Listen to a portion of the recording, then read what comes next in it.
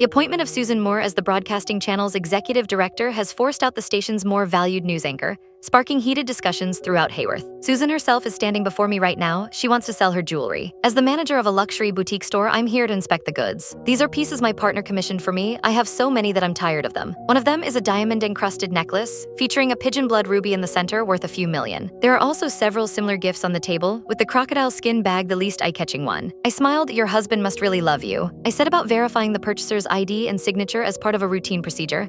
However, I freeze in place at the sight of the name. I'm not his wife, she replied, bringing the coffee cup to her lips. We're just each other's first loves. He said he missed out on 15 years of my life, so he gave me 15 gifts. Isn't that romantic? It is romantic indeed. However, it's my father's signature. For 30+ years, I assumed that my father was a dull man who had never once surprised my mother. Susan Moore glanced up with an ambiguous smile when she noticed my stunned expression.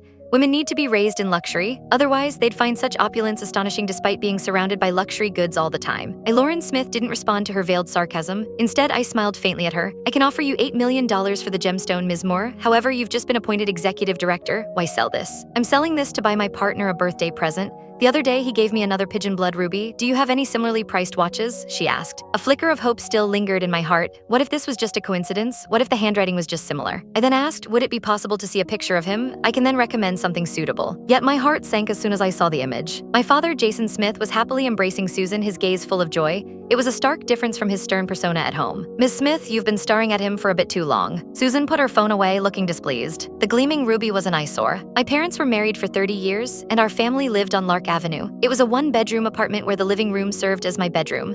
The three of us barely had the space to move around in this tiny, 215-square-foot apartment at the same time. Yet the same man could afford to buy Susan so much expensive jewelry, while my mother only had a plain, misshapen ring. I was simply marveling at his devotion. He's been faithful to you for so long, I said. Susan laughed dismissively. I knew he started a family after I left, but I don't care. Love and responsibility are two different things. While I was abroad, I joked that he was not macho and only rich. Can you guess what stupid thing he did? I didn't have to guess. A simple joke made by Susan resulted in him pretending to be poor for 30 years, never once helping the family. And because of her coquettish pleading, he immediately reverted to his true self and gave her the best of everything. Her current luxury apartment and job in broadcasting were both given to her by my father.